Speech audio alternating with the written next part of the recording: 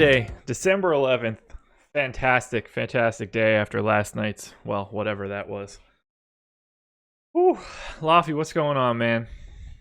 Did you really have a fantastic night last night? No, Okay. absolutely not. I'm going to say, wow, you're impressive. No, there's heavy sarcasm in that one. Yeah. Not exactly a strong one, I can tell you that much. I'm happy to be moving on. Yeah, I posted, let me see if I can get to it quickly. I posted a snapshot of like the guys that I was most over the field on last night in our premium Slack and sorted it by that sort of list. Drummond was good. Steph was good.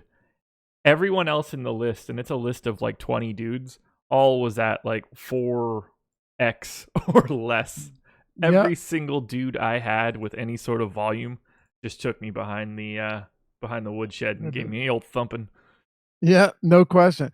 And it's like, dude, Embiid plays 33 minutes with Butler out for 25 of them, and it's still and he still doesn't do it. Like he had every opportunity to just smash in that game, and he didn't. And he actually was. I was like, kind of mad at him personally, yes, for the first little bit of that, because he looked so uninterested in playing basketball. I can't even explain. Like he wasn't boxing guys out. Defensively, he wasn't fighting through picks. He was actually diving on the ground. Look, I'm not saying that he didn't care. It just really looked like he was kind of like, yeah, whatever. I'm not saying he didn't care, but like he didn't care. He sure didn't seem like it. And then when Butler went down, he's like, I'll try. But it wasn't enough. So yeah. And then Giannis was, well, that happened. To scratch. Yeah, that was rough. That was something else, man. On a different day, that could have been a lot worse. Him out, right? Yeah. On a different day, that could have been a lot worse. But when all that value came out, I mean, I didn't anticipate having any Giannis until until he became available, basically. Once I had overwhelming amounts of money to play with, like you have to get some then, because he has a legitimately like unreachable ceiling for some people. Yeah, certainly does. Yeah, he hit his floor. Yeah, he did. Flat zero. Yeah, dude, oh man, you have pretty much an instance where like Russell Westbrook has a triple-double, but it's, I mean, remember, I say remember like you were listening, but I mentioned on the deeper dive yesterday and in my article, Westbrook scored 30 points once since the start of November, but he still has a 32% usage rate, and he's still jacking up 20-plus shots in most games. Like, it's only a matter of time before you get that 40 real point triple-double, where he just goes nuclear, right? Yeah. Well, it certainly wasn't yesterday. Nope. I can tell you that much, because and now at this rate, you just keep playing Westbrook, because that you're getting every bad shooting game out of the way now, unless something's seriously wrong with him that we don't know about, which is not the case. You're getting all that out of the way now. I mean, the guy shot 4 for 18 against the Jazz team. Their backcourt defense has been really rough this year. 4 for 18, man. 0 for 5 from three-point range. Look, not a great three-point shooter, but 0 for 5. And he had 12 points on the day. Yeah, he triple-doubled, but it's like the weakest triple-double you could find. It's an Al Horford triple-double, That's crazy. It was just a wild. And then Trey Lyles doesn't start. You see Jokic start alongside Plumlee. I don't understand. I don't get it sometimes. I really, really, really don't. How many minutes did Plumlee play last night? Do you know? Right now, it was crazy though. You're talking about Plumlee playing 19 minutes the game before, and then you face a Memphis team where it's like Memphis. Yeah, you have Jokic, but you have Gasol. You're not that big. Like you're not. He played 35 minutes. He played 35 minutes. Lyles played 22. A game after playing 38 minutes, and literally being the only person to log. I think he logged 38 of the 48 power forward minutes, or 35 of the 48. It's just insane, man. I don't get it. And then how about Tice? Played 22 minutes, I think. Yep. I don't have a huge problem with that one. I mean, there's no reason to ever expect that he was going to play 22 minutes in that scenario. No. I did know that Robert Williams was going to get some run, but he had not played double-digit minutes all season long. He just got recalled from the G League. He just had a baby. He wasn't even like active with the G League team over the past couple days. It's crazy. Yeah, he was away. He was away from the G League team. Like, not for like any negative reasons. Congratulations to him and all. But it's not like he over the past couple of days he was just like really gearing up to play ball. He was basically sleeping like 4 hours a night. Right, and Ojale it's not like the nanny was handling this. This is Robert Williams. He's not a millionaire. It was not like a crazy millionaire. No. Ojale played 22 minutes. Williams played 26 minutes. I didn't see that being feasible. No, I thought he would play. I think I had him around 15. I think I put him in at 16. 16. Yeah, fair enough. Yeah. But Daniel Tice played 22 minutes, and it was just one of those nights. The crazy thing too is everyone's talking about Lyles probably won't be able to produce in this matchup. Well, he gives you 21 fantasy points in 22 minutes. Yeah. So, assuming he got that run even 30 minutes, the 32 he should have got, you're smooth sailing. But no, man, for a night that had so much value, so much of it was garbage. Oh, and then I'm like, all right, let me try and make up for some losses and play this late night slate. I have Wade. I had a nasty team, and I used a $3,700 Iguodala. I mean, in its own right, that's never smart, but it was a 2-game slate. He was dirt cheap. He doesn't play, and I don't find out. But nobody knows that he's not playing until he doesn't come off the bench after the first quarter. Like, oh, he's not on the court. I guess he's not playing. Yep, he's not playing. So that was fun. The most shocking part of yesterday to me was John Lure playing 31 minutes. And I had him. I played him. I played a good amount of him. And he had 14 fantasy points in 31 minutes. So that's great. Yeah, he was he was absolutely dreadful. I didn't think that there was a way that he could play more than 22 minutes last night.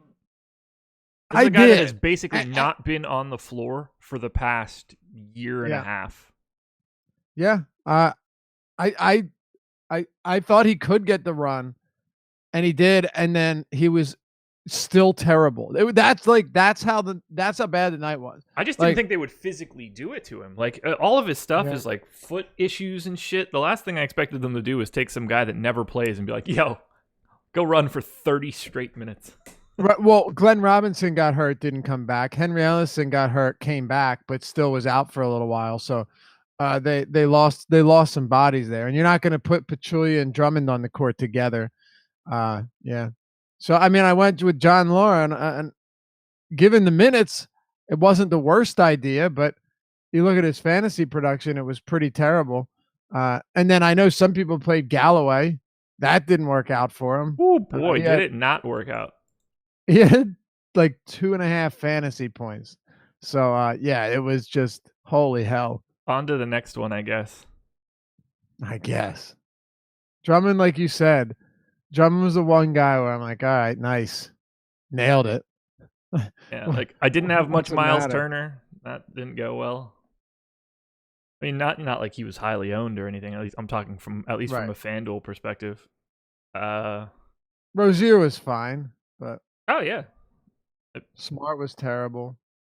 A lot of chalk missed. It was Miles Turner and Darren Collison, Fox, Oubre, Ayton, Rashawn Holmes. Yeah, just trying to look through the list of like guys that weren't really owned. I mean, you were looking at Curry, Drummond, LeBron. I mean, that's basically it for guys that were like good and owned. Yeah. I love this. Whew. As usual, brought to you by Thrive Fantasy. Go to bit.ly/Awesemo if you want to join up to Thrive. If you want to join us, 7-day free trial, use the promo code NBA Strategy. We're also doing a little bit of a giveaway in this holiday season. So if you like this video and comment when it's over, what do we want to have everybody comment today? Oh man. Do we want to think? Do we want to think about it for a little bit? Yeah, let's give it some thought. Let it marinate for a little bit. I didn't sleep too well last night. You know what the Too worst busy robbing banks. Yeah, I did. That's a good take, man. I mean, if you're playing Red Dead and Bill asks you want to go rob a bank, and he says, "I'm the idiot whenever I mess up," and with you, it's just things happen. You say, "All right, Bill, let's go rob a bank," because you're gonna make a lot of money. Yep. Just bring some dynamite with you.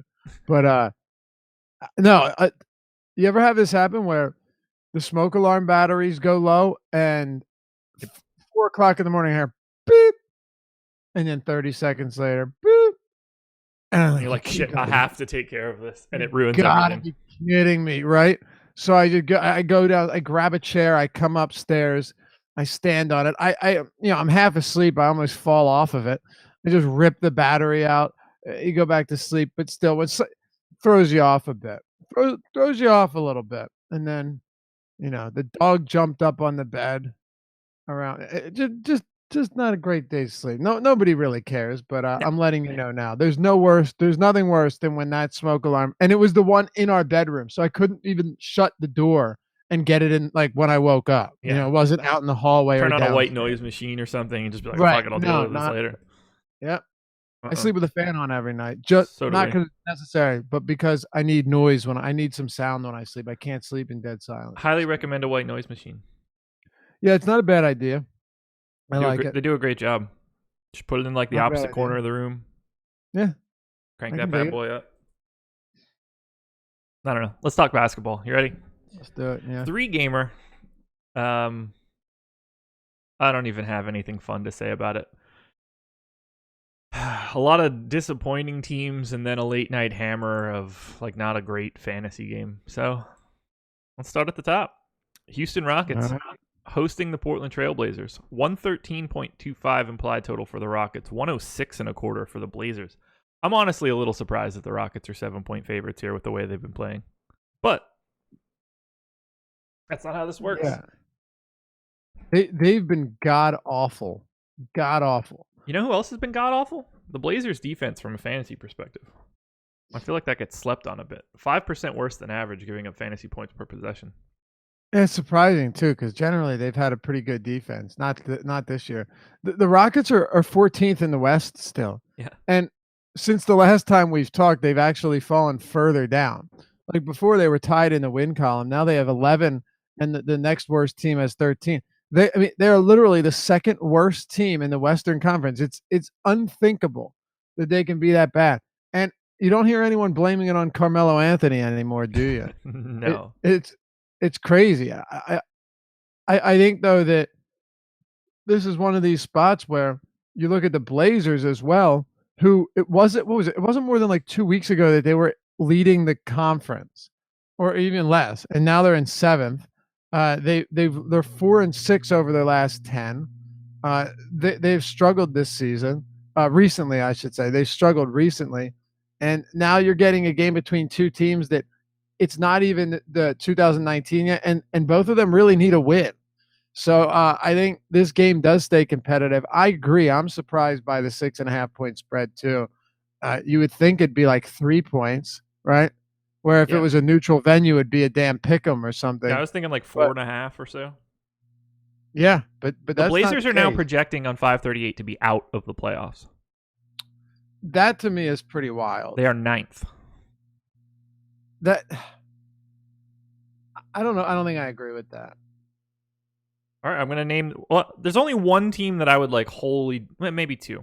Warriors, clearly ahead of them. Thunder, clearly ahead of them. Of course. Nuggets have to be ahead of them. We have the Rockets are the next team. Then the Jazz. That's the one that I have some pause for.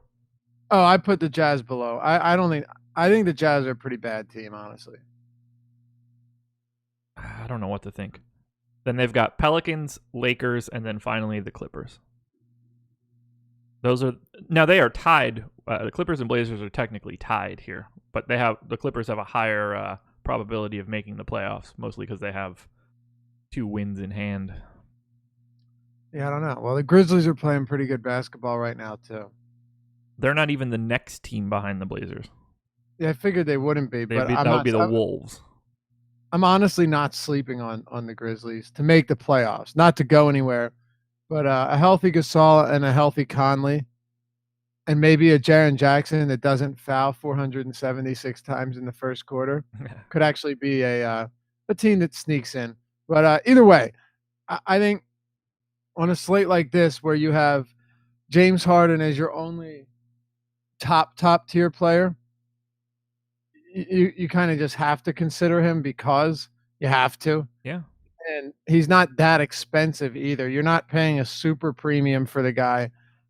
He's still going to get shots up. He's still going to play 37 minutes in a close game. But honestly, since Chris Paul's come back, I have had no real interest in playing Harden. It's just you have 3 games and it's a slate with San Antonio and Toronto. These are teams that, from a fantasy standpoint, really don't present a whole lot of value on most nights. Toronto and San Antonio, because of their matchups, might give us a little bit more today, but it's not that much more. So it's not a great slate.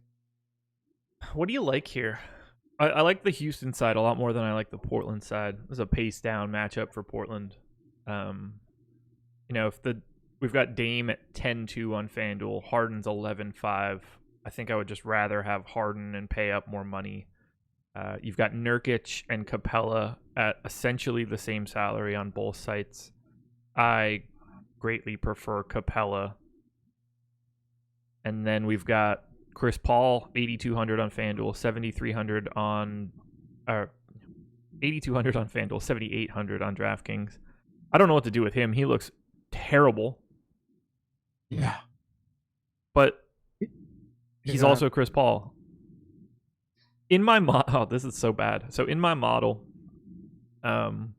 compared to his last 30 days, I want to make sure I get the right number. Chris Paul over the last 30 days, his points per minute, 1.05. I have him in my model, generally speaking, at like 1.3. Wow. It's like, how do you manage that on a gap that big? Like at some point in time, I have to think I have to bring this down manually because something is wrong. Yeah, pretty much. Otherwise, I'm gonna get Chris Paul in 80% of my lineups today. That's a serious concern because Chris Paul is not. That's not who he is. Right? At least not right now. That's not who he is, and it's tough to say that because it can change at any time. But it's difficult for me to get on board with that. And also, you look at this team right now. They don't really have that much potency.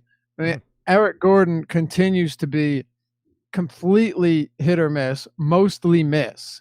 He had that 4-game stretch where he had three or four good games.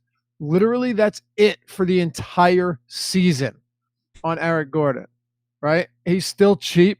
He's still playing 30-plus minutes per game, but he is allergic to rebounds. He is allergic to assists. It's pretty incredible that, think about this. It's pretty amazing that he plays he's averaging almost 33 minutes per game this year and is averaging less than 2 assists and 2 rebounds. In 33 minutes that he's out there, he can't even stumble into a couple more. It's wild. And with Chris Paul, sure, his prices come down, but Chris Paul should probably be even a little bit cheaper than this, really. He should probably be like playing, yeah. He should be a bit cheaper than this. I don't know what's going on with Chris Paul. 7,800. When you compare him to guys at the rest of the position, ask yourself, who's better? Well, the problem is Kyle Lowry's been even worse. Are there only 5 point guards today, or do I have a weird filter on DraftKings? 5 legitimate point guards. I only have 5 point guards projected for more than 10 minutes. Legitimate point. I have 5 point guards on DraftKings projected for more than 10 minutes. Oh, hold on. I filtered that wrong. Hold on. We're good. Okay. I filtered to just point guard. I was going to say, it sounds like you got MPE canceled out there. Yeah. Never mind. We're good now. I was like, that looks weird. Yeah. We're good now. I don't think you're that far off, though. I mean, it's not. There's not that much. This is one of those slates where when you go game by game, you pretty much have to look at the other guys in the other games around it to decide whether or not they're worth it, and that's kind of the thing with Chris Paul. Again, Kyle Lowry, dude, he's been absolutely dreadful this season. You take a look at his numbers with Kawhi on the floor, and it gets even worse. Do you know what his usage is this season with Kawhi on the floor? I'm gonna guess 16%. I think it's 18%. Let's see if it came down. It came down even further, 16.5%. 16.5%. 0.95 fantasy points per minute. He's at 0.9 fantasy points per minute over the last 30 days, just in general. It's terrible. Absolutely it's atrocious.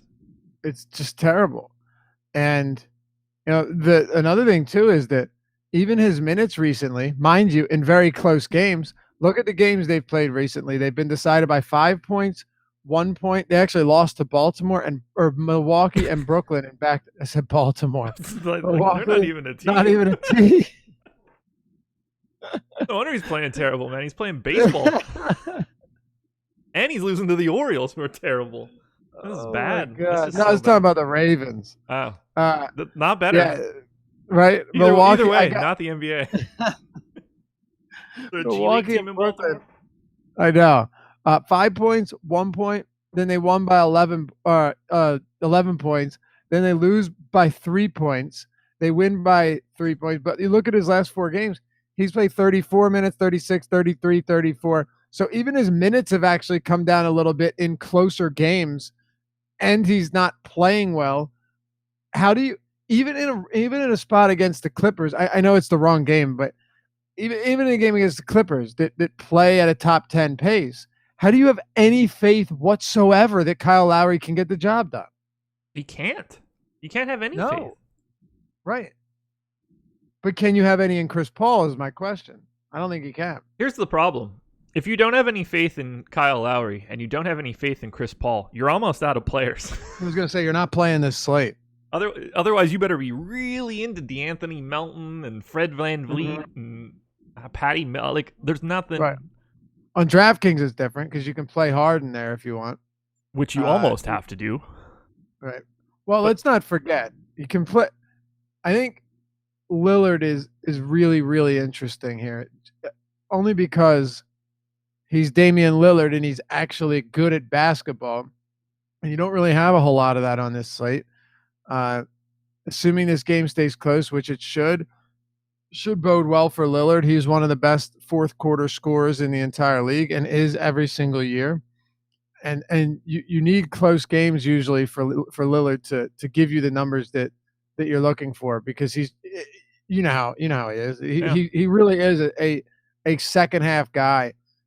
Fourth quarter Dame usually goes off in competitive games, and you can't deal with him, just giving you maybe 40 fantasy points from Dame is enough. Like, I honestly don't even know at this rate because of how ugly it is. But on the season, he's once again producing a lot in the second half, and that's the type of player he is. So take it for what it's worth, but you would want a close game here. And I think we're going to get it, as you and I talked about.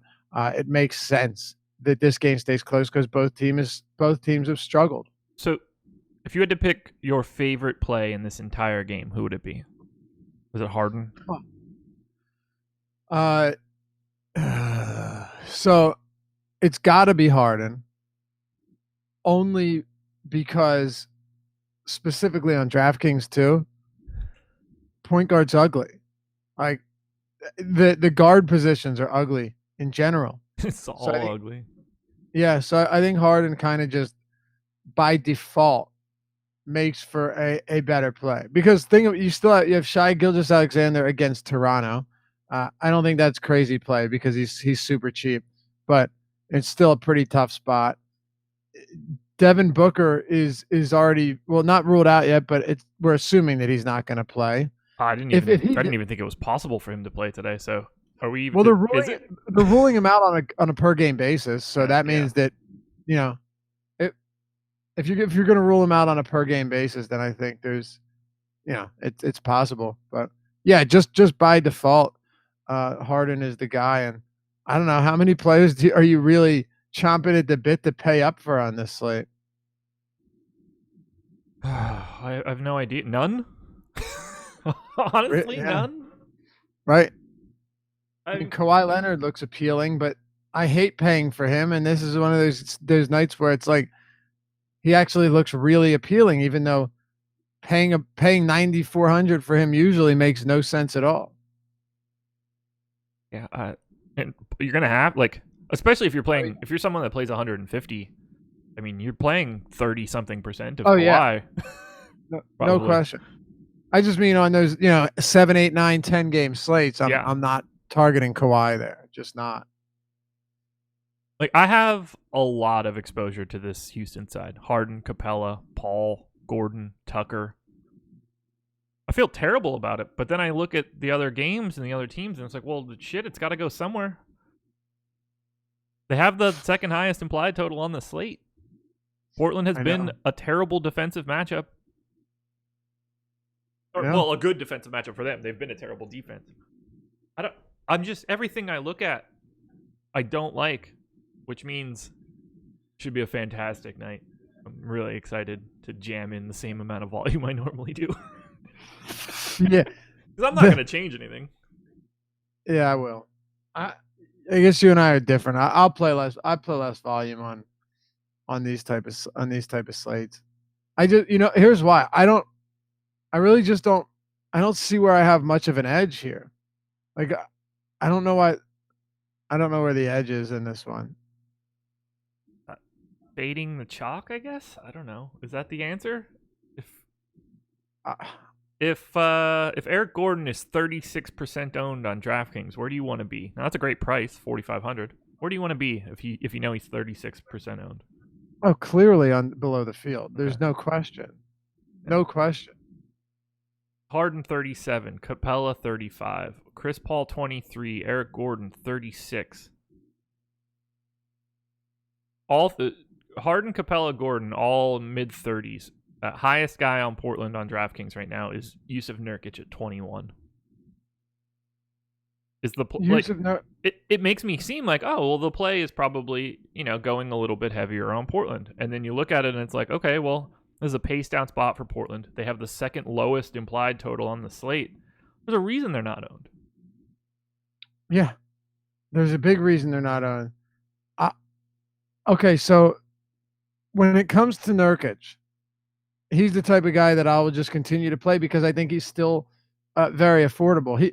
In terms of exposure in this game, I really like Yusuf Nurkic, and I think Clint Capella is also a perfectly reasonable play, but very similar price. Nurkic has been fantastic in games where again you're playing competitive basketball. Nurkic is getting the run. He has clear 50 fantasy point plus upside. We saw it last game alone. He's a very good rebounder. He's averaging like 25 rebound chances per 36, which is a crazy high number. And he's playing 30 plus minutes in almost every close game he plays. He's got clear double upside with block steal upside. He's not the worst passer. Yusuf Nurkic is the type of guy that can stuff the stat sheet. I have respect for Clint Capella, but Nurkic isn't the type of guy that really gets burnt from that.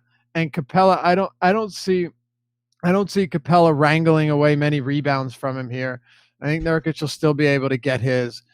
The center position, based mostly on the fact that these guys have both seen their prices either stay the same or come down. In Capella's case, at least on DraftKings, his price has come down quite a bit recently. To me, they both make for really good plays, and you can play two of them on DraftKings. FanDuel, obviously, you can't. But yeah, what are the prices? $9,100 for Capella and $9,000 for Nurkic on FanDuel, compared to $77 and $75 on DraftKings. That's a big discrepancy there, man. It really is. This game is irritating me. It's going to be really irritating when we wake up in the morning and we find out that Mo Harkless was the best play in the game. Yeah. Evan Turner dropped 50. Yeah. I'm going to end up more on the Rockets than I want to be. I'm going to end up being significantly less on Portland than I want to be. And I'm going to want to watch this game. And it's probably going to be ugly. Well, let me ask you this. How much higher projected do you have Harden than the next closest player on this slate? Not in this game, but on this slate. You take a look. I have Harden 57.6 fantasy points. I have Kawhi Leonard second at 49.6. So I have Harden 8 points higher than the next closest guy. All right. Yep. I have Harden at 56, and I have Kawhi Leonard at 48. So 8-point difference. Yeah. That's basically where it's like, even if Harden's point per dollar value isn't that great, which it's not with the way that this team is playing, you still have him projected 8 points higher than the next closest player. So then the question comes into play, is there enough value to where you just plug Harden into your lineup because he's projected for that much more than the next closest player, and you don't try and build balanced here because it wouldn't make much sense. I think you have to. Yeah. I don't really see much of a choice. Let me look at this again. DK is weird for me because I paid so little attention to it, but it's going to be one of those nights. You're going to be playing some D'Anthony Melton today. That's exactly how I feel. I feel like he's coming out as one of my best plays at point guard, and you just called him DeAndre Melton. Like, that's how I feel about playing him tonight. Yeah. It's like, oh, I corrected myself. Sure, but like that's how I feel about him in particular. When I see it come up that I should have 50% of him, and it's like, we as guys, like, I would get his name wrong 50% of the time. Yeah. Oh yeah. I don't know why. I have called him DeAndre Melton. Yeah, he's so forgettable. And yet he's like, in my opinion, probably the best point per dollar point guard on the slate. He might be the best. He might be the best point per dollar play on the slate, at least in terms of project. Who's a better point per dollar play than him? Yeah. Well, and he's 43 on DraftKings. What's he at on FanDuel? I was using DraftKings. He's 53. That's a bit different, but 43 on DraftKings.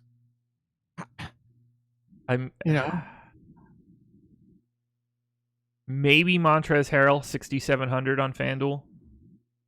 I mean, if Boban is starting, it's Boban, but like that doesn't really count. Like the Suns, Montrezl Harrell is my only comp. Yeah, they signed Juwan Evans like 3 or 4 days ago, but he hasn't played, and he's been active. Like, he's been able to play, and he hasn't played. So I don't. And Jamal Crawford, I don't know if he's going to play. He was out with an injury last night. So I mean, hopefully he doesn't. Yeah, I don't know. But with Melton, it's so difficult to project his minutes because they've gotten this shit beat out of him in how many consecutive games since Booker's been out, right? Like, every night it's just it's a mess. But then they keep last night close. They lose by only 4 to the Clippers. He plays 36 minutes, but Crawford's out. So I don't know how much impact that's going to have on his actual minutes. I'd have to see what the overlap was between him and Okobo, but because Okobo played 23 minutes.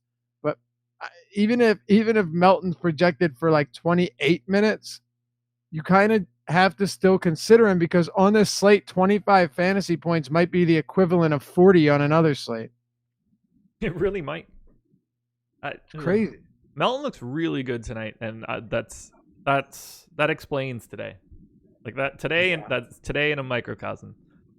Anthony Melton is one of the better plays of the night, and whenever you're running into that, it's probably not going to end well. You think? No, it's not. I honestly don't have that. From Houston and Portland, there's nobody that jumps off the page at me. There's obviously Harden, and there's Lillard, and Nurkic, and there's Capella.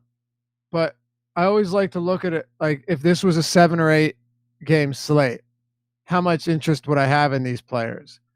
And honestly, this would be a game in whole that I might have just little pieces of here and there. A little bit of Al-Farouq Aminu, because I think he's so actually cheap.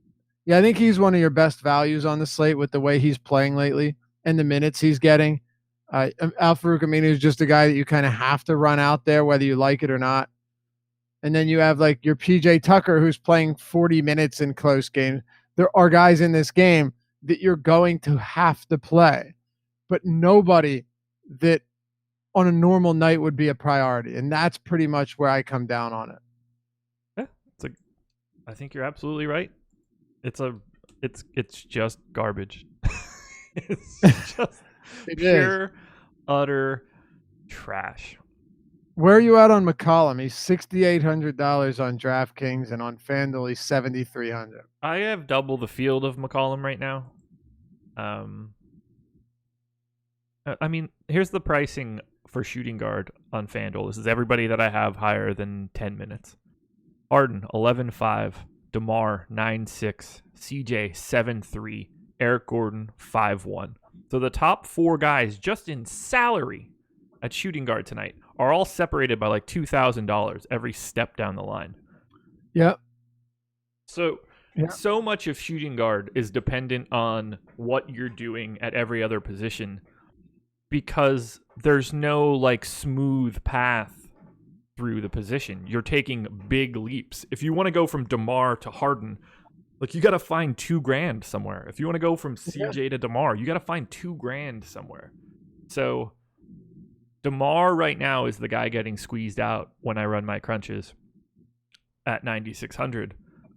That doesn't make me feel good. He's got like I've faded him before and it's gone poorly, notoriously. But like I just at some point in time, if I'm playing Tobias Harris, then it makes it harder to go to DeMar DeRozan, assuming that like James Harden is the key of shooting guard tonight. Otherwise, you're trying to roll the dice on, do I want a lot of Avery Bradley and Marco Bellinelli tonight?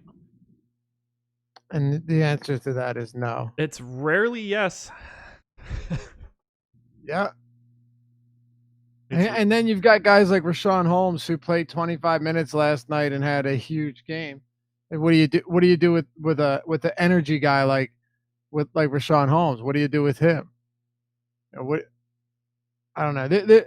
I'm fine moving on from Houston and Portland because it's seriously everybody that you just have to play them, and that's all there is to it. There's nothing exciting to say about anybody here. Is Aminu a good play? Yep, he is. He absolutely is. He's too cheap. 47 on DraftKings, 63 on FanDuel is a little bit of a different story, but 47 on DraftKings is very inexpensive, and then you just kind of go down the list. How many of these guys have to be in your lineup? And Harden's going to be one of them for sure. Nurkic and Capella on DraftKings are both very cheap. They both have to be, or not very cheap, but both very affordable. They both have to be in your line. If I don't set a cap on anything, and I just I put on 10% randomness to get it to crunch quicker. Mm-hmm. I'm getting like 99% Melton with no cap at all and 10% randomness. We're coming for this slate tonight. Yeah, that's the horrible feeling. Yeah. But what do you have Melton? How many minutes do you have him projected for? Let me check.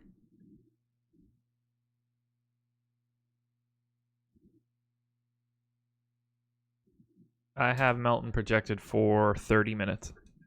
Okay, I have him at 29. What about fantasy points? 28.7. I have him at 29.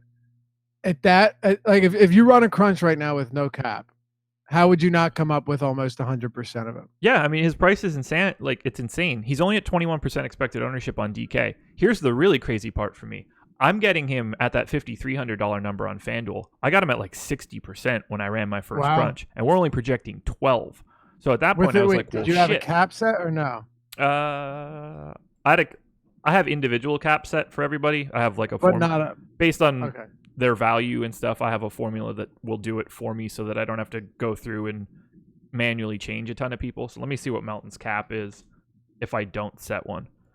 It's really high. 50. And he hit that. Take him, uncap him. Okay. FanDuel or DraftKings? FanDuel, because you know what it's going to come up with on DraftKings. You're going to get all Melton. All right, I'll uncap everybody.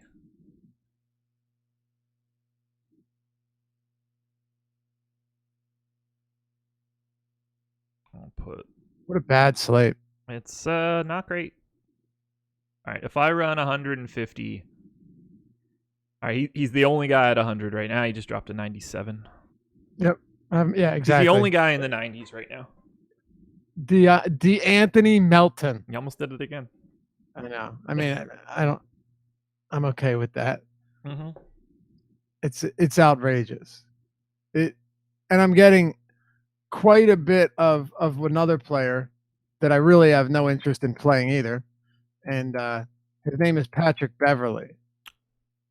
Yeah, that one's different, I guess, because you should get minutes. Right. And it still doesn't make me happy. No, not at all. But and it's Toronto. I hate playing guys against Toronto, but you're gonna have to. Also, by the way, we have to keep something very closely in mind that Lou Williams not expected to play. Yeah, I have him out right now. Okay, I have him at doubtful, but doubtful in basketball usually means out. Yeah, what I mean is I didn't project him minutes. If right, someone is less than questionable, they're not in my projection. Exactly. Me too. Which is just so everyone's clear. That's why I have Beverly projected for these minutes. Yeah. And I still only have him projected at 27 minutes right now, and he's still popping as the second point per dollar play on the slate for me. I just finished that crunch of 150. 88% Melton is my highest and exposed. That's 53 on FanDuel. On DraftKings, he's going to be in almost every line, like literally almost every line at that with your projection, with mine. Melton, Patty Mills, Fred VanVleet, Gilgeous-Alexander are my 4 highest exposed point guards on the slate. I should not play shit today. That is gross. Yeah. On DraftKings, I'm getting Beverly right now at 69%. Nice. He's $3,600. And he's going to get minutes. I say we move to the next game, though, so we don't have to talk Houston and Portland anymore. Yeah, Spurs Suns. These next ones are oddly a little bit more interesting to talk about. Yeah, maybe. 115.25 implied total for the Spurs, 102.75 for the Suns. So the Spurs are 12.5 point favorites today in a scenario where they have been absolutely awful all year. Now, with that said, their pricing on FanDuel is insane. Aldridge is only $300 more expensive. Rudy Gay is only $100 more expensive. Jakob DeRozan's Poeltl, expensive, though. He is $9,600, but still, that's a better price than $9,200 on DraftKings. Patty Mills, $3,700.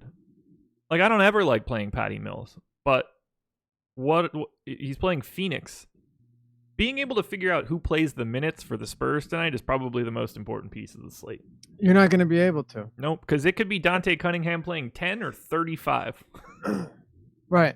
Damn, team's a random number generator. I might just put the randomness on 100 at the Spurs and let it. Yeah, seriously.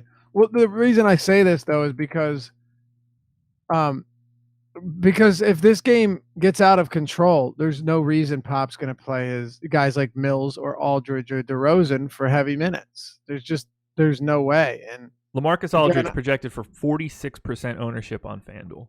Yeah, that makes sense. It makes sense. As I said all the time, I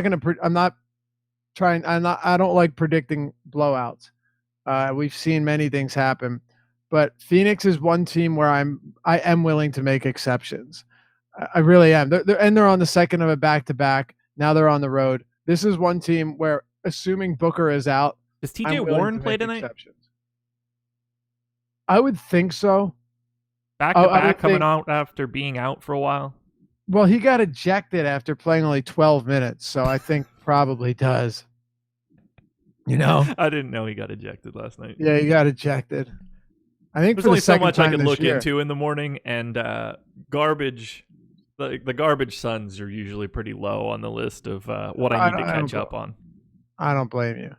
But I do think that makes him eligible to play tonight. Yeah. Okay. I mean, I have him in, but I don't know. And of course, Josh Jackson, like this is the type of troll Josh Jackson is.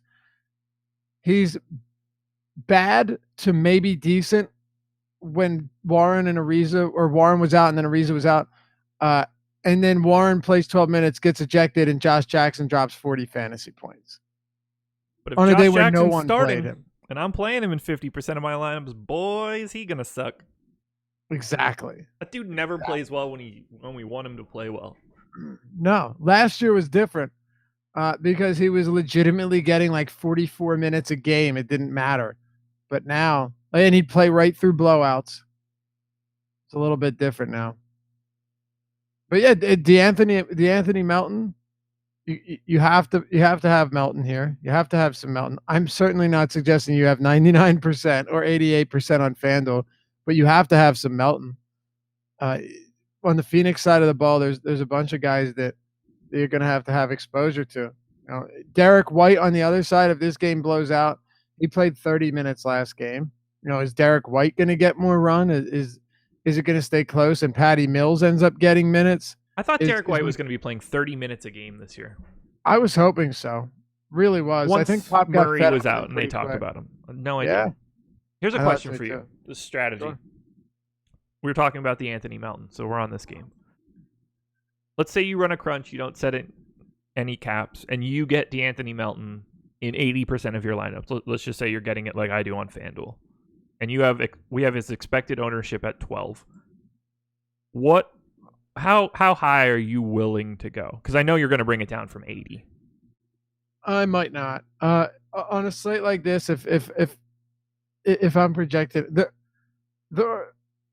I'm not afraid to run out someone at very high ownership. Like, who was it? Was it Tyus Jones? Maybe one day I didn't play him at 100%. Okogie, I think I played at 100% earlier this season when he was starting. Sure. In 150 lineups. But those guys are probably also not owned at 12% on this slate either. Right. No. Hold on. I'm getting there for you. What I'm saying is I'm willing to do that if I think the payoff is worth it. Here it's tough because while I do have Melton projected for 29 minutes, I do have his fantasy point projection right around 1 per minute. It's still very difficult to trust that because I don't know what Kokosko's going to give him. We really don't know. We don't know if Evans is going to play. But then in that same breath, it's a 3-game slate. And Melton's one of the only guys around his price point that is a ball handler and that is capable of playing 30-plus minutes per game at a dirt cheap price. So I would probably have around 60 to 70% Melton, which is crazy, but I probably would. If I'm going to go all out on this slate, I'm just going to why bother being like, oh, I guess I'll play 20% Melton. Why? What's the point? Yeah. I was thinking like 3 times the field. So if we were projecting him at 12, I'd be willing to go to 36. Right. Yeah, I'd go overboard on it. Okay. I always like to hear like other people's thoughts on leveraging the field. And this is a pretty extreme example for today. Right. I mean, a very good chance it bites me in the ass. But I think the argument I'd have to back that up is in all of those lineups where I'm not going Melton, where am I going? Yeah. And I think the answer to who is going to be replacing Melton in those lineups, I'm not saying it's a 1-for-1 swap, but I don't think there's 70 or 60% worth of players that would be in my lineups in non-Melton lineups that make that much more sense than he does, where I feel like not going heavier on him makes sense. It seems like this is a slate where I say, okay, so I don't play Melton. That just means I'm getting a lot more Fred VanVleet. I'm getting a lot more Patty Mills. I'm getting a lot more Bryn Forbes. Here are all of the guys around his salary on FanDuel. I'm going to go from top to bottom, starting at $5,500. I was talking about DraftKings, by the way. I'm sorry. Sure. I didn't know. Okay, I'm not sure if you mentioned FanDuel, but I meant DraftKings there. DraftKings is even harder for me just because of his price. I was talking about FanDuel, but the grand scheme of this question is all the same. Right. Who's around him? Go ahead. Yeah, so Josh Jackson at 55, Trevor Ariza at 54, Jonas at 53, Melton at 53, Gilgeous-Alexander at 51, Eric Gordon at 51, Mikal Bridges at 5,000. That's the package of guys at a similar salary on FanDuel. I mean, if he's playing 30 minutes and he's a point per minute guy, he's the best play out of that group. Right. Those are the same guys, though, at different positions. Like, what about the guys at the same position? Because you're still going to have there's nothing, essentially. Right. You're still going to have to replace him with somebody. And I think the one guy you could make the argument for is Gilgeous-Alexander. Yeah, especially with Williams out. Right. I think he's a pretty solid play here, even though I'm really not fond of the matchup. But look, Fred VanVleet, he's getting some run, but you're getting a lot of burn with Leonard and with Leonard on the court, and and some with Lowry on the court. How enticing really is that? And Derek White, he could play 18 minutes here, and even when he does get minutes, he's been very, very underwhelming. So I'd probably end up going down, to a Beverly, but Beverly hasn't been good. No. Beverly's been really bad. He's hardly touching the ball. He doesn't shoot. You've got virtually no usage from him. His assist rate's through the floor. So really, where are your alternatives? And that's what keeps me coming back to, you know what? I'm going to hope that Melton gets 30-plus minutes again. And if he does, I think he can pay it off against the Spurs. What do you think of Ayton? 6,600 on FanDuel. Nice. 6,700 on DraftKings. Much less nice. But 20% expected ownership on DK. Yeah. Ayton, way more appealing on FanDuel. And it's not because he's 67 on DraftKings, because I don't think that's a crazy price tag. It's because on DraftKings, Nurkic and Capella are $800 and $1,000 more than he is, respectively. And on FanDuel, Nurkic and Capella are $2,400 and $2,500 more expensive than he is. Yeah. Big disparity there in pricing. DeAndre Ayton on FanDuel coming off, one of his best games in his rookie season. Sure, he's playing a back-to-back.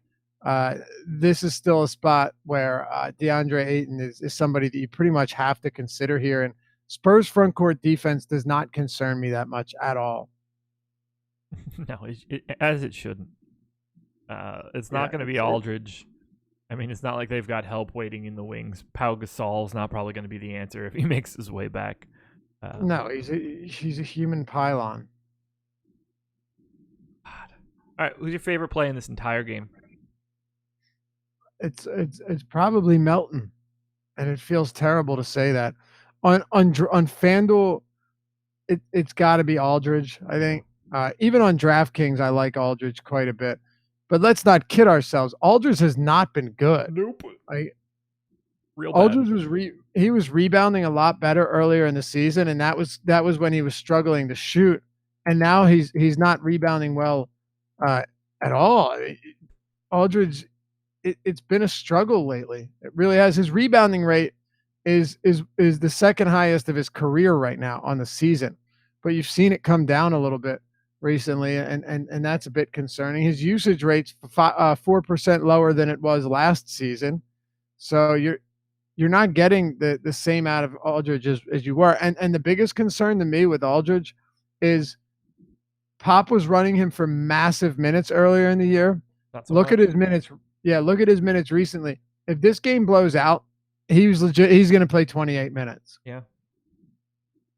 And that concerns me, but you still have to consider him. He's just not nearly as much of a lock as he would have been. The good thing, though, is he does gain significant value based solely on this matchup, but that only lasts as long as the game isn't a blowout. Yeah, like he's been at 1.12 fantasy points per minute over the past 30 days. So to get to like a normal solid projection for him is really easy. It's not taking the leap. It's just I have him in for 35 minutes right now, and that's making me like sick to my stomach. Right. I don't know. I don't think that I can be confident in that. I don't think you can even remotely. He hasn't played 35 minutes since the 23rd of November. And actually, if you look at his minutes since then, 31, 30, 25, 30. He did play 34 against Portland, but then 22, 32, 23, 29. Bunch of blowouts mixed in there, sure, but yeah, there's still that concern that if this is a blowout, Aldridge could easily play 25 minutes, you know? And like I said, I'm willing to make exceptions to my rule when it comes to Phoenix because they are truly that bad. I don't know what to do with any of these games. Who's Aldridge? What would be your favorite DraftKings play for San Antonio? Favorite San Antonio DraftKings play? I'll tell you right now, I'm going to have some. No, but I'm going to have some Jakob Poeltl. I am, and it's very simple. If this game does wash out, Poeltl's going to play around 20 minutes, 19 minutes. He is a +1 fantasy point per minute producer on the year. We've seen him in 2 of his last 4 games post above 30 fantasy points. I love this guy's production when he's on the floor. Yes, I've been a fan of his. If you've seen my Twitter feed since last year, you know that I like Poeltl. Probably ill-advisedly so, but still, he's cheap. And if in obviously I'd want him in non-Aldridge lineups, but in those lineups, I think there's reason to think that he could give you a decent game here because it's 3-game slate. And again, where's your point per dollar value coming from? It's not one of these nights where it's 8 games and Poeltl's like, what are you doing why would you play him? Well, you're telling me that he can't have more fantasy points than Evan Turner or Rashawn Holmes? Like Rashawn Holmes can easily have a terrible game. There's no question. Yeah. So a little bit of Poeltl. In terms of my favorite play here, though, it's really tough, Josh. Probably on DraftKings, I would go with Rudy Gay because when you look at all of the pricing, yeah, Aldridge is cheap, but he still hasn't been that good. Rudy Gay is affordable, and he is one of the few players on this team that has looked really strong lately. Yeah. Outside of DeRozan, I'd go with Rudy Gay here. I like him at this price. I like your Poeltl call. He's only 4,200 on FanDuel. He's a guy He's cheap. I got quite a bit. I mean, there's 6 centers that are functionally available today, and that's including Boban, who has a 14-minute projection for me. Yeah, that's a problem. I wish Poeltl had power forward eligibility on DraftKings, but he doesn't. I have Boban projected at 15 minutes, yet I will still probably have some of him because if he starts and plays 15 or 16 minutes, he could still give you like 25 fantasy points. Not that I haven't projected for that. I haven't projected at 20.5. Yeah. But he's really cheap. Let me see if I did get any Boban. Yeah, same. I actually didn't. I thought I would. Oh, I have. I'm sorry. Yes, I have 4%. I didn't get any on the DK crunch on FanDuel. I did. I got him in. This is when I took the caps off. I got Boban in 31% of the lineups. Wow. What do you have him projected at? 19.6 fantasy points.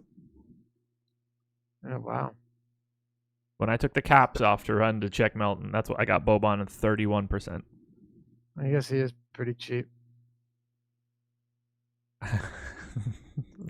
I love this slate. I don't know why.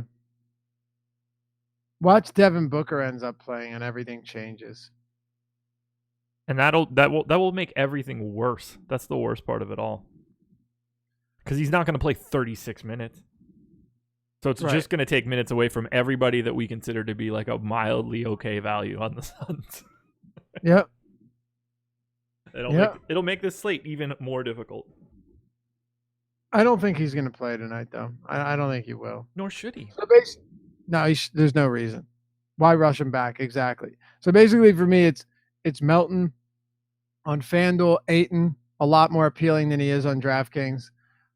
Rashawn Holmes is not the craziest play on a per minute basis. You're getting like 1.15 fantasy points per minute from him this year. So that's pretty decent, which, on a slate like this, you're not going to have a huge issue with that. Who? Rashawn Holmes. Oh, okay.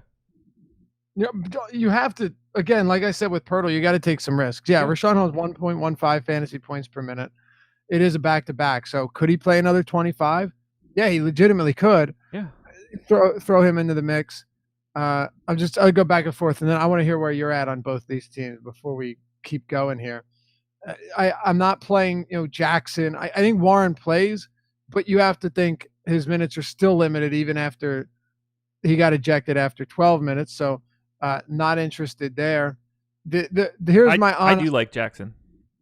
This is what I wanted to ask you though. Like Trevor Ariza Trevor Ariza in close games is probably going to play upwards of 40 minutes each time, right? Like the last even remotely competitive games they've played, he's got 41, 36, 39, 40 minutes. He's going to play huge minutes. I'd be nervous about that now. I think they're going to be offloading him in 4 days.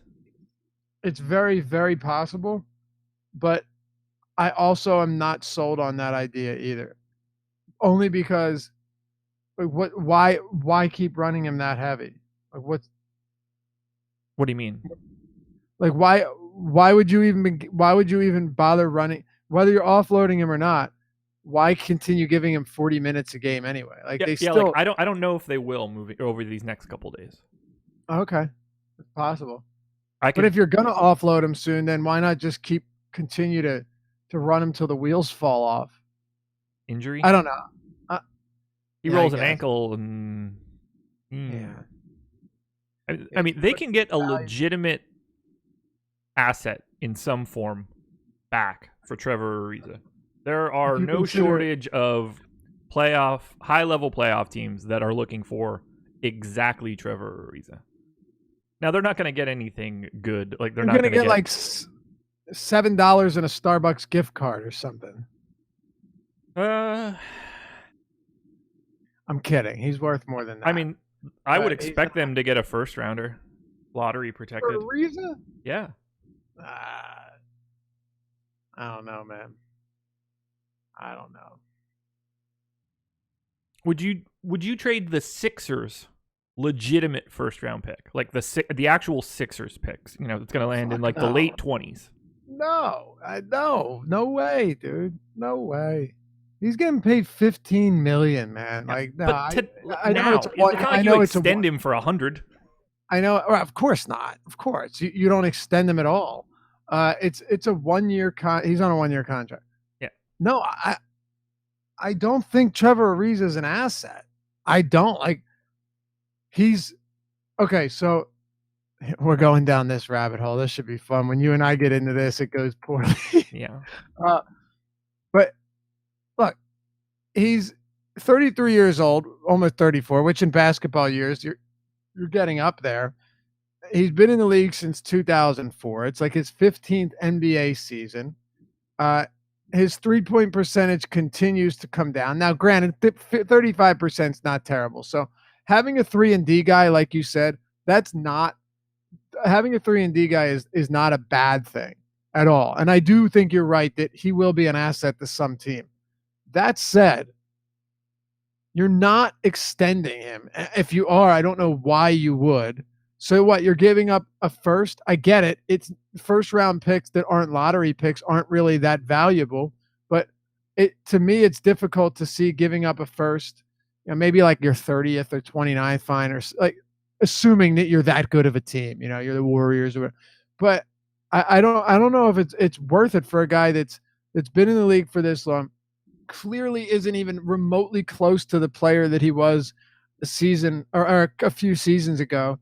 And you're not going to extend him, so you're renting him for like 4 months for a first? I don't know. Maybe I'm wrong. Maybe I'm seeing it. I'm willing to admit that I could be looking at this the wrong way. I think the most likely scenario is that Phoenix trades Trevor Ariza to a team for a first-round pick that's mostly lottery protected, and they get back a similar contract to Ariza that's a year longer. So they eat someone's crappy $20 million next year for whatever player that is, and then they get a first-round pick that's lottery protected. Because the teams that are trying to acquire Trevor Ariza are not the teams that have like good first-round picks. What teams are trying to acquire him right now? I would say that he's at least available to the Sixers. In Jimmy that Butler just went down too. Like, it would very much surprise me if the Sixers had no interest in Trevor Ariza this year, because there's no real outlay to them moving forward. The Lakers clearly. Can I tell you my problem with that? Yeah.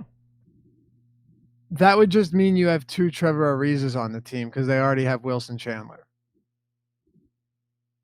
I mean, I think you'd prefer Trevor Ariza to Wilson Chandler, right? I have honestly. Would I? Probably not. I don't see him being that much more of an asset. You could definitely make the argument, no question, but I don't see there being that big of a difference between the two. I think he would have bought, if the trade didn't just happen, I think that he would have been a really interesting piece for the Bucks. You look at their player efficiency rating and value over replacement player, and they're both pretty much like the same. Trevor Ariza is a little bit better, but I would admit that anyway. But I don't think he's markedly better. Clearly, the Rockets would do just about anything to get him back. Do you really think, though? My thing, I don't believe that Trevor Ariza is a reason they're struggling. I don't. I can't buy into that. Like, I don't think Trevor Ariza is the reason that he's struggling, but I'd much rather get to Trevor Ariza and have him play 36 minutes with a team that he's been on for 4 years than Gary Clark or Isaiah Hartenstein. Like, they don't have bodies. I'd rather, PJ Tucker, in my opinion, is a better defender than Trevor Ariza. Yeah, they should both be on the floor. Oh my God! It works. I guess it literally just worked. Tucker is shooting 40% from 3, but that's on like 3 or 4 attempts per game, maybe 5. Those are his only attempts, of course. But Trevor Ariza on the Pelicans would work well instead of Solomon Hill or Darius Miller or whoever else is out on the wing. Yeah. He would fit on the Blazers, but they already kind of have a couple Trevor Arizas. Al-Farouq Aminu is like the rich man's Trevor Ariza. Yeah. With a longer wingspan. Yeah. He would look pretty nice on the Pacers. He would fit perfectly for that team, too. Yeah, I guess. He's all right. I'm not saying that he's like a difference maker. He is a guy that just soaks up minutes in lieu of having to play someone that's dreadful. Yeah. And a guy that does not demand the ball. He's an easy fit to teams with stars. Yeah, he's a good defender. Yeah. But I expect them to swallow someone's bad contract for next season and get a first-round pick in the deal for it.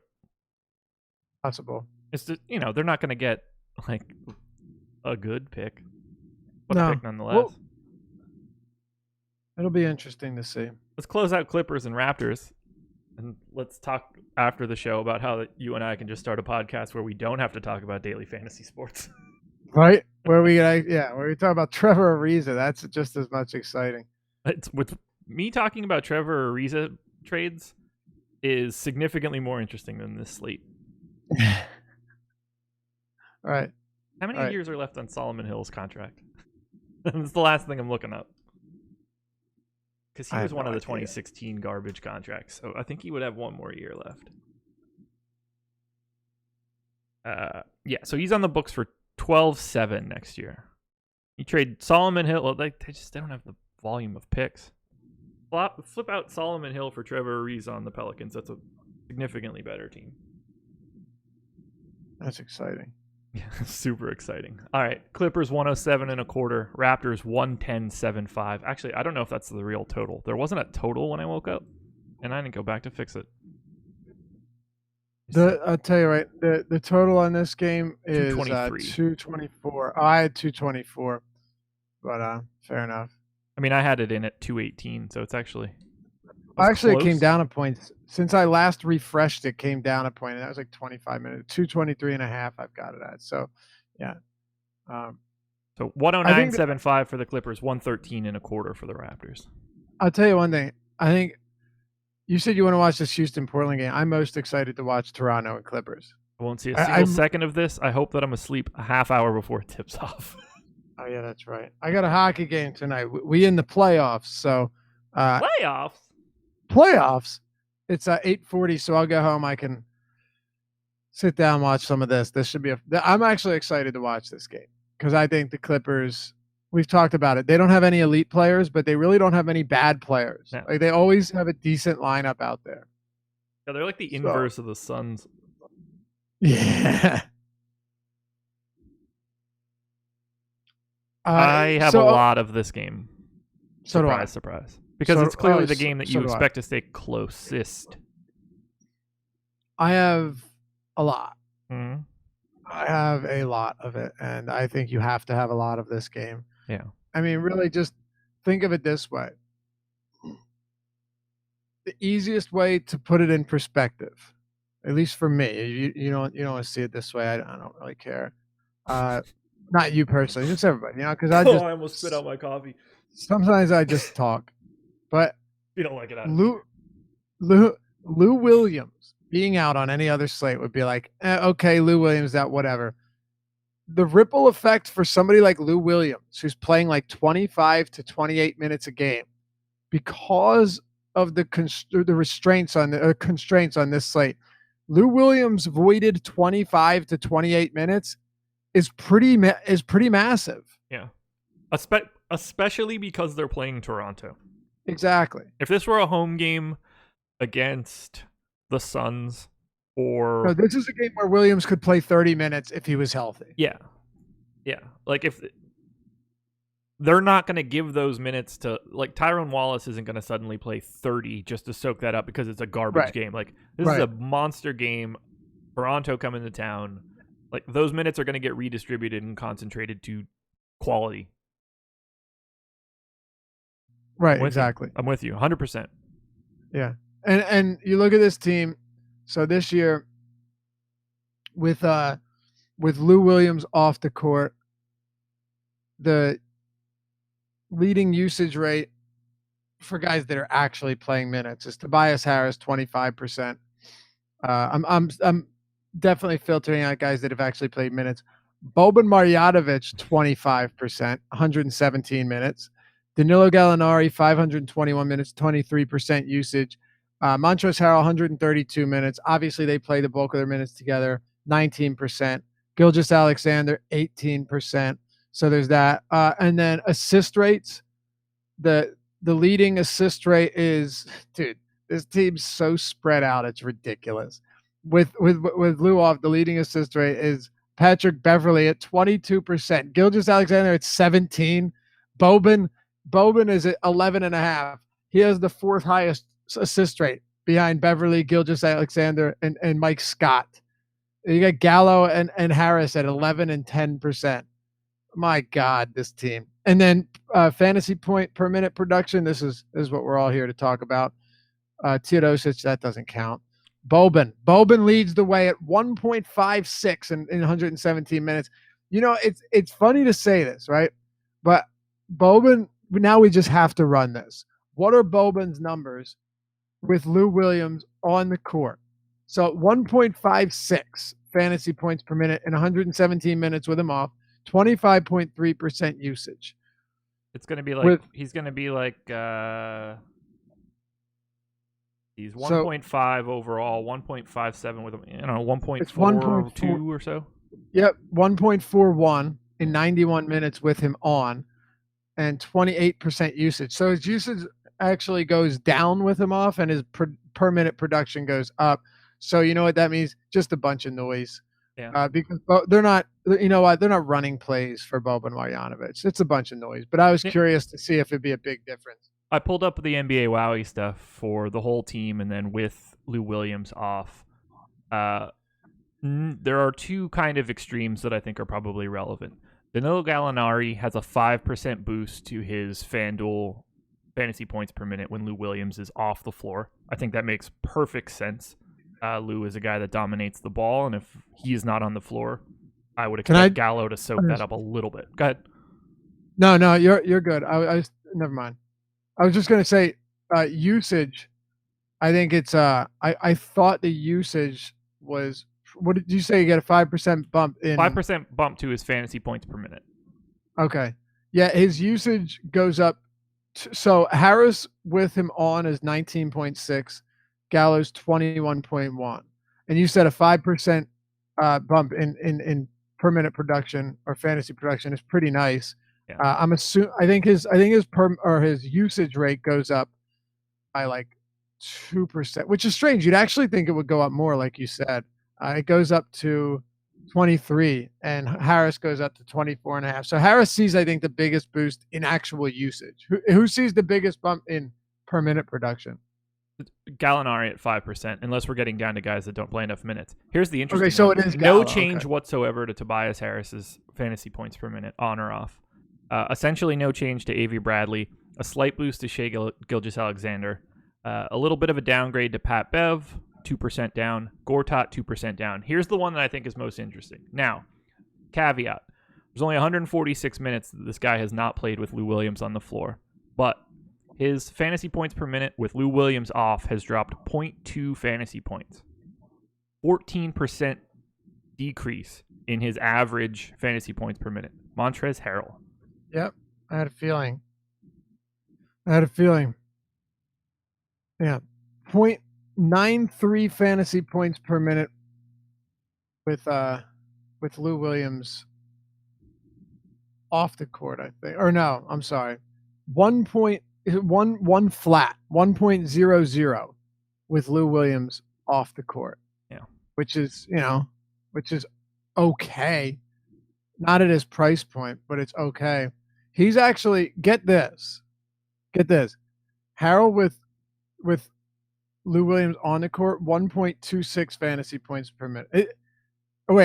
Did you just run those numbers and get something entirely different than I did? Because I'm seeing that Harrell goes from 1.26, 1.25 fantasy points per minute with Lou Williams on. Yeah. And 1.00 with him off. Again, to me, noise, small sample. How many minutes with him off did you say? 146. Wait, really? I don't have that. I have some. I wonder. Montrezl Harrell with Lou Williams off, 146. Sorry. Yep, you're right. Yeah. I had him swapped. I had Lou Williams on, and Harrell's been a 1.25 fantasy point guy this season. I look at FanDuel's numbers, but as long as I just say it doesn't make it. It's all going to be the same. Yeah, 1.25 for the season, and then with Lou Will off, he's been at 1.05. So it drops by 0.2 just directly, but I do the percentage differently since his career or his season number includes that number with Lou Williams off. You have to adjust a little differently. But yeah, it's a 14% drop. Yeah, is that opening up the middle of the floor because Lou Williams is going to work, creating lanes for Harrell? Is that what it is? Or is it just random because it's 146 minutes? I mean, 146 minutes is what? Like 300 possessions? Yeah, that's a decent amount. It's a 21% DraftKings point drop from 1.26 to 1.00. You can't just do it like that, but I know what you're going with. Oh no, that doesn't even make sense. How would you work something? Either way, yeah, it wouldn't be an even. You have to weigh both of them based on how many minutes that wouldn't make exist, because that wouldn't make sense at all. Yeah. I'll leave the math stuff up to you, but it's a big drop. It's a quarter fantasy. Put it this way: quarter fantasy point per minute drop is quite a bit. It is. Yeah, 14. I have it for both. I mean, it's going to be the same for both. But it's a 14% drop for DraftKings. The reason I said I wasn't sure if DraftKings factors in. I've always wondered when you're looking at per minute production, are they taking the actual fantasy points produced, as in the double bonuses and stuff. I would guess that Wowie is not including the bonuses. I didn't think so either. But if they did, you could get some significantly different results in spots like that. Yeah. But I don't think they do. Does that make you any less interested in Harrell? Because it does for me. Just slightly, but it does make me a little nervous because of how extreme it is. Yeah, it's probably important that we figure out why it's happening first to figure out if there's anything to it. Yeah.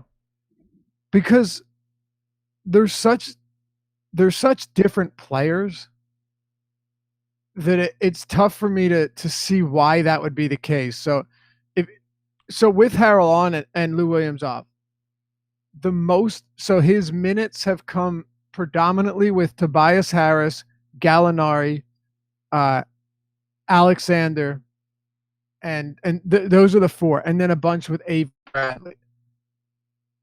The only thing I can think of is I have the answer for you if you want it. You have the definitive anster, or you think you have the answer? I have an answer. No, we might need to talk a little bit deeper. Let's hear it. Montrezl Harrell, for the whole season, effective field goal percentage, 64%. Mm-hmm. Lou Williams is off, 52.2. Right, but why? Like that's a symptom of it. I don't think that's a cause. So I think what I'm saying is that I don't think that it matters. Montrezl Harrell has taken 241 shots this season. He's taken 46 with Lou Williams off. He's just like, if he makes 5 more shots and his effective field goal percentage is the same, I don't get the sense that this looks all that different. Yeah, I guess not. 63% effective field goal, or 64% effective field goal percentage to 52.2 for a guy that is basically only shooting layups. Here's the thing, though. With Montrezl Harrell, effective field goal percentage weighs 3-pointers, and he takes no 3-pointers. So he literally doesn't take any 3-pointers. Yeah, his effective field goal percentage and his field goal percentage are the exact same. That's my point. Well, that's what I'm saying. They're the same number regardless. Well, what I wanted to ask you is, what is his true shooting? It's 56.2 when Williams is off. 66.3 when he's on. It drops. Okay. Because true shooting factors in free throw shooting. Right, that's a good point. Like for all we know, is he just dicked around and has been missing a ton of free throws for no, because that's total noise. Yeah. Or would be noise. I think another thing too is there's really, so obviously with Lou Williams off, all of his minutes, or not all, most of them, based on the guys he's getting the most run with, are coming at center. But you look at something interesting here. With Lou Williams on, Danilo Gallinari's off the court way more than, because he has to be, right? He's actually in these spots. It's the most minutes are coming with Lou Williams, Mike Scott, Tobias Harris, and Patrick Beverley. But even so, Lou Williams and Gallo, in terms of a 1-for-1 swap, like Lou Williams actually has a higher usage rate. So it doesn't make sense. But here's the thing. Harrell has a 23.8% usage rate with Lou Williams on the court and an 18.8% usage rate with him off. That's a 5% usage drop with Lou Williams off the court this season. That's crazy. That's a huge drop. Yeah, it really is. Right? And the only thing I can think of is that he's playing a lot of those minutes with Mike Scott too.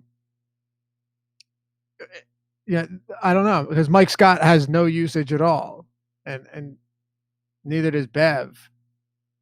But it's still weird. There's no way around it. It's really weird.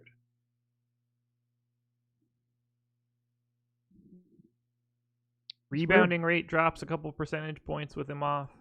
I don't know, I'm going to have to look closer at Montrezl Harrell today. And it's not like Mike Scott is a great rebounder. You know? No. He's rebounding at like a 12% clip this year, which for a power forward is average. It's usually it's pretty easy for me and for you to kind of just figure out what the issue is there. Yeah. Now there is a good chance that it's just noise. Like, yes, that's not the smallest sample, but it's possible that there's just nothing really there. Yeah, like it is possible. It's a 14% reduction in that small sample. It's certainly possible that just random chance brings that to like 2%. You know, it's not. It could be nothing. I was trying to see if there were any games that Lou Williams missed this year, and maybe it would be against like Memphis and Toronto or something. You know, where I'm like just trying to look through everything, and I can't find any sign of like something really nuts. No. Where maybe 50 of Harrell's minutes could have come again in those games, and he just had terrible games in the 2 games that Williams missed. But it's very, very, very strange. So even if we wanted to find the actual reason for it, it's a whole lot more difficult to explain a 5% decline in usage when Lou Williams this season has the highest usage rate on the entire team. It surprises the hell out of me. Yeah, he has the highest usage rate on the team by a pretty wide margin, I might add. So weird. Yeah. Like Lou Williams' usage rate this season is 31.8%. I'm sorry, 31 flat. Other than Boban, we won't even count that, 26%. The next closest is Tobias Harris at 23.7 and then Gallo at 22.5. He's 7% higher than the next closest player, yet Harrell's usage goes up 5 full percent when he's on the court. I don't get it. I really do not get it. Neither do I. I'm going to have to look into this one in depth because I'm getting a ton of Montrezl Harrell for 6,700 on FanDuel. What's your favorite play from the Clippers today? Assuming Williams is out, and he should be, I don't see any reason he wouldn't be. I do think Gilgeous-Alexander, from a minute standpoint, makes a lot of sense. Yeah.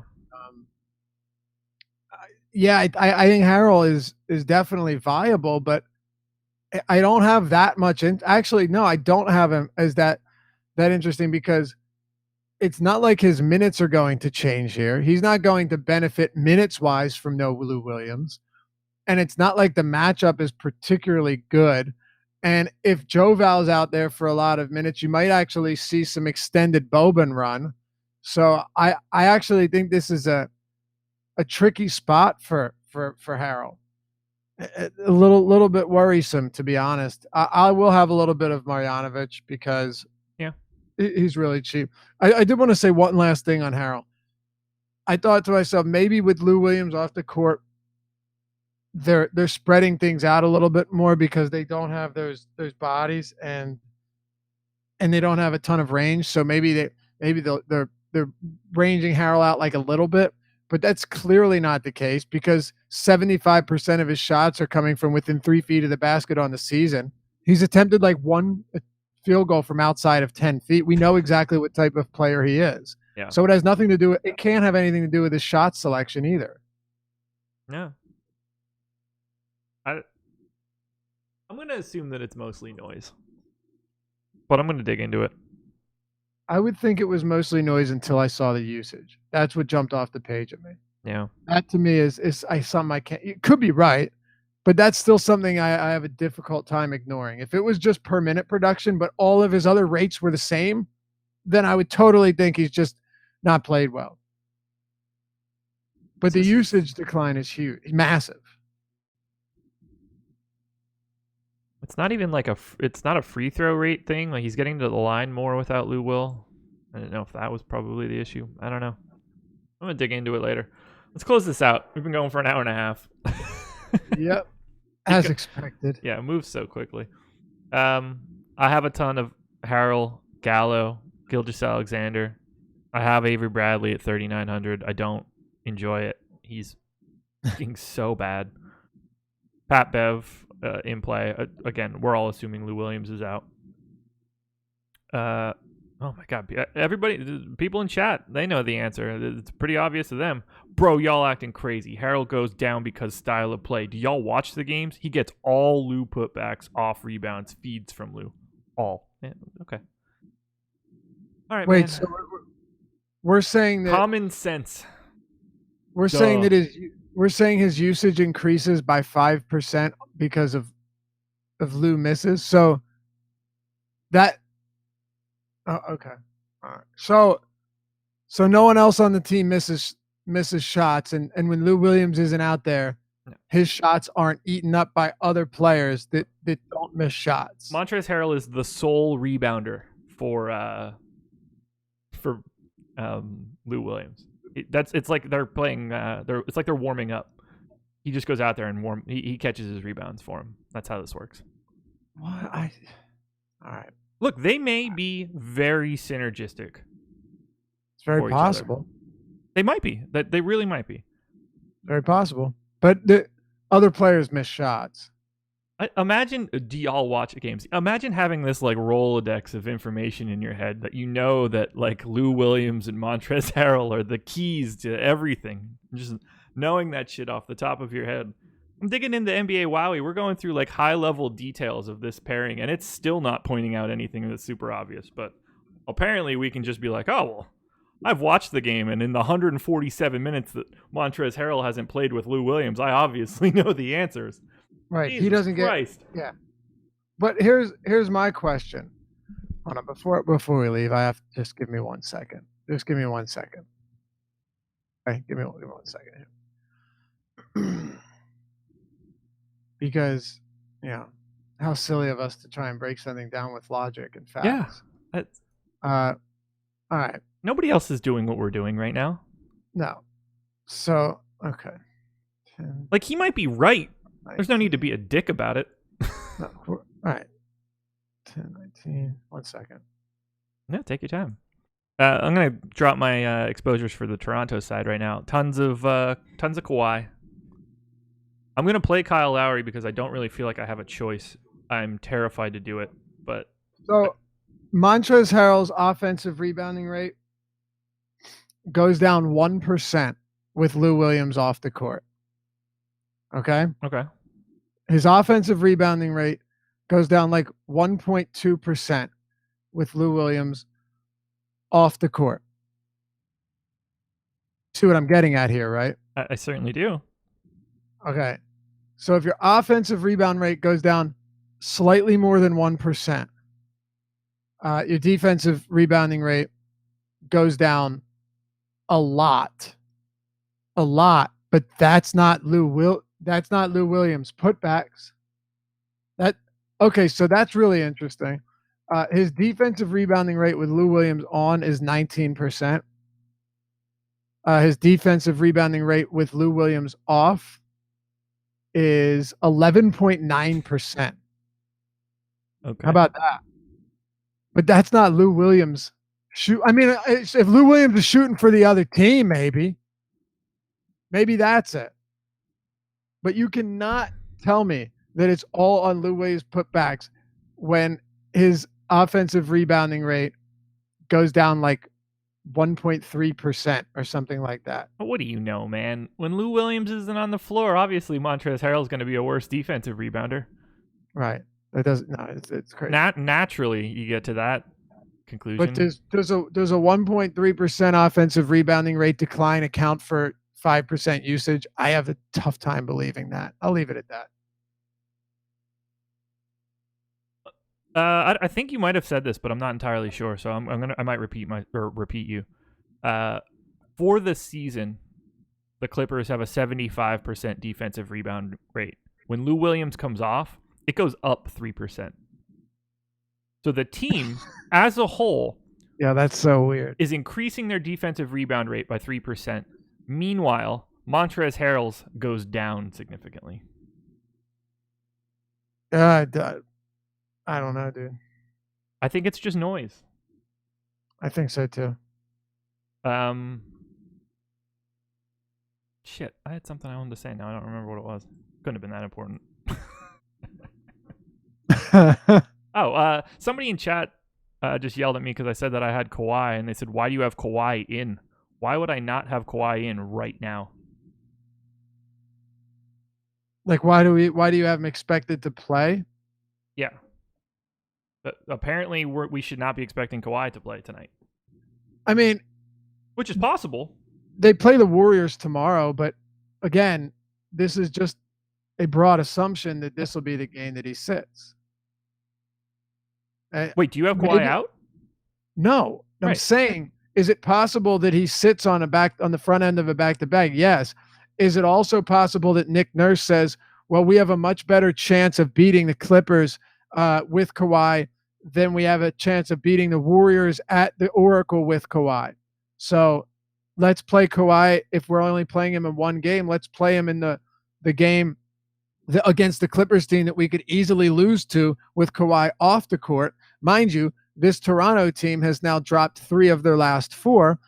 Maybe they want to get a win under their belts, and maybe they want to play Kawhi tonight instead of tomorrow. And maybe the Raptors aren't going to be 4-point favorites in LA if Kawhi sits. I really don't think they would be. I believe they would be dogs. Probably. I'd see it. Well, yeah, I could see it swinging the line to like a pick 'em in that case. Yeah, but I don't make foregone conclusions until we've gotten news. Hey, you know what? Maybe Kawhi will play both games and the world will be shocked. Who knows? I know. Yeah, there is no fantasy site that I've looked at today has Kawhi Leonard out as of right now, nor should they. Because there hasn't been any word yet. You don't just say screw it. We're gonna throw him out of the mix just because it would make sense for him not to play. Like I said, I could make a very good argument that we'll sit him against the Warriors. We'll play him in a game where, assuming he's active, we should be able to win. We need to get a win. I mean, they don't need to get a win, but you've dropped 3 or 4, so you go. Like, I'm not trying to get in Nick Nurse's head. They did not say that they won't play Kawhi in a back-to-back all year. That is not a real statement. All year, just never making that call in October. That's what we're being told in chat. They said they won't play Kawhi in a back-to-back all year, which, that kind of surprises me. Raptors Kawhi Leonard won't be held out of all back-to-backs. That is literally the first thing that just popped up. Leonard won't necessarily be held out of back-to-backs in the future, including back-to-backs, which the team will continue to be cautious with their stars. He missed 73 games. Although there's no set predetermination for a status on back-to-back games going forward, as the rest was primarily due to the blah, blah, blah. Okay, so here's a good one. November 22nd. Kawhi Leonard getting closer to playing back-to-backs. I don't know. It is what it is, man. Look, here's the reason you put Kawhi Leonard in until you hear any news. Because planning for a 3-game slate with Kawhi out changes everything. Yes, sure does. It absolutely does. And what? Everybody knows how to pivot to value. Right. You can make some contingency plans like that. That's fine. No problem with that. But assuming that Kawhi Leonard's going to be out just because, and assuming that it's going to be, not only do you have to get it right that he's definitely going to sit on a back-to-back, but you have to get it right that he's going to sit on the front end of the back-to-back. Yeah. There's no difference between the two. No, except they play the Warriors in one and they play the Clippers in another, but the Clippers are a good basketball team, just not as flashy. If I'm the Raptors, I'd rather sit him against the damn Warriors so that they look different if they play in the playoffs. Yeah. Or just so you can, lock up a win against the Clippers. Yeah. And I actually would not be entirely surprised if this is the first back-to-back he plays all season. Yeah, if he plays, it won't be full minutes, though, per this guy in chat. I'm ready to get out of here. I can't do this anymore. On this slate, I'm losing my mind. Look, I'm playing heavy Kawhi if he's in today. How's that? Yeah. All right. You not? God. No, yeah. I'm not, if he's not, if there's nothing that says his minutes are going to be limited, I'm not going to not play. He's 10-7 on FanDuel. Next closest guy, Danilo Gallinari at 6,700. There's a $4,000 gap. Sometimes you just need the raw points. Yeah, sometimes you do. And it's also a spot where you're playing a team that plays at a top 10 pace. You know, this game should see plenty of scoring. It should be very competitive. If Kawhi plays tonight, he's getting the full run. And there's a very good chance he doesn't play. There's a very good chance he does play. I would not. So, it's not like I'm going to be shocked if Kawhi doesn't play. We were told that we're wrong. He's going to let us know tomorrow. Laffy just read you an article about how he's going to start playing back-to-backs in the future. Well, what else do you want to do? And I just said that there's a very good chance he doesn't play, but there's also an equal chance that he does play. Yeah.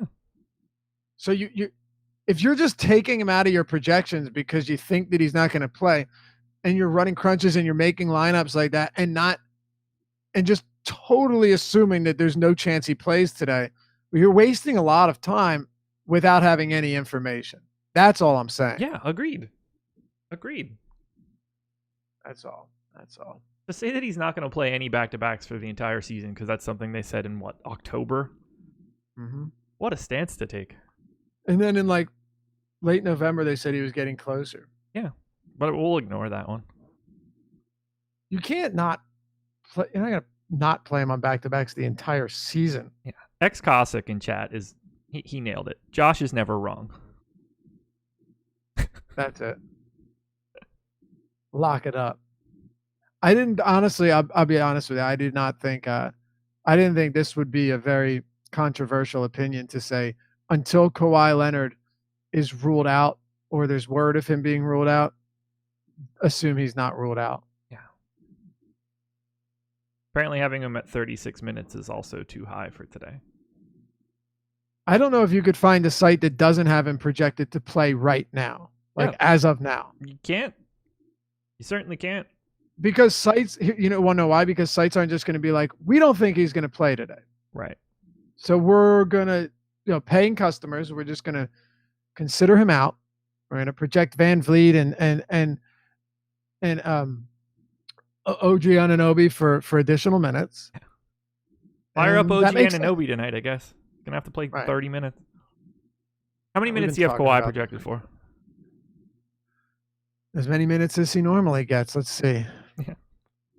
For 35. Yep. I've got him at 36. Fantasy Cruncher's got him at 37, but apparently if he plays, we should expect 28. Because that's how it works. Okay. Well, but that's assuming that he plays back to tomorrow too.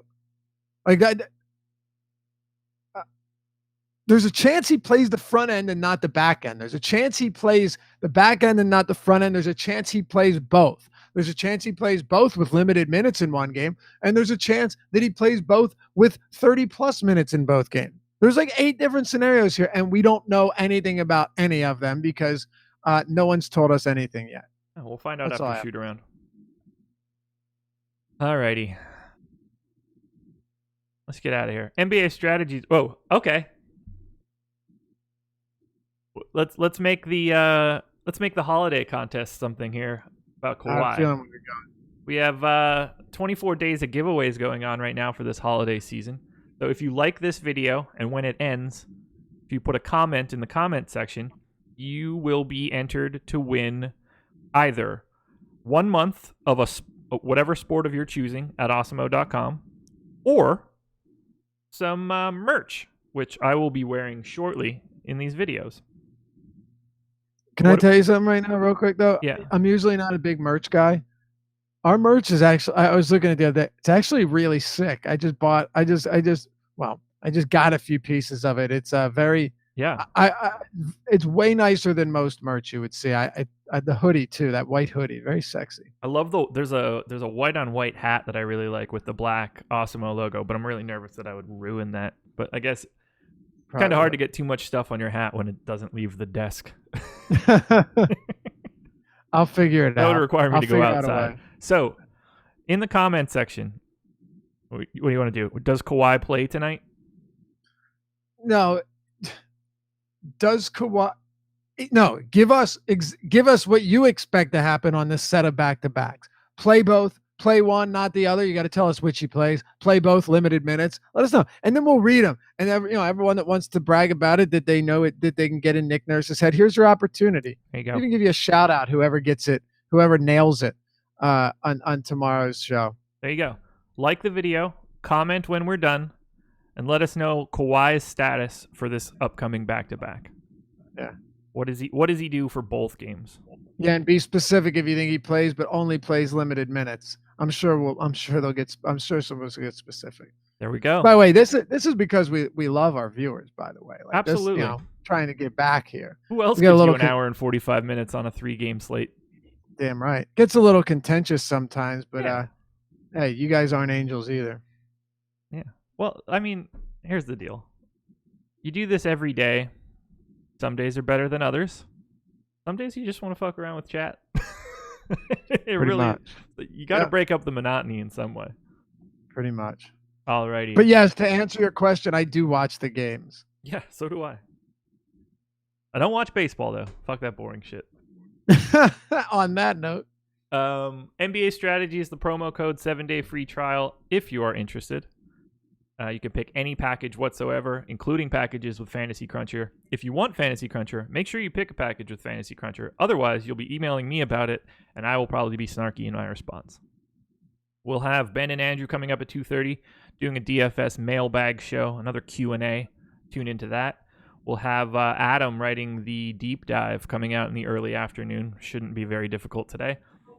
And then deeper dive at 6 tonight? Correct. Deeper dive from 6 to 7. Live before lock, myself, Chris Spags, going from 7 to 8. Lining us up for this the tip-off of the Rockets-Blazers game. Laffy, anything else? That'll do it, I think. All right. 3 games, man. So maybe we'll get a little bit of news. The problem with news on this slate is that then the guy that, if somebody's out, the value plays like 100% owned, and it's a wash anyway. So we'll see. There you go, everybody. Make sure you get Kawhi Leonard into your lineups. We'll talk to you later. Later.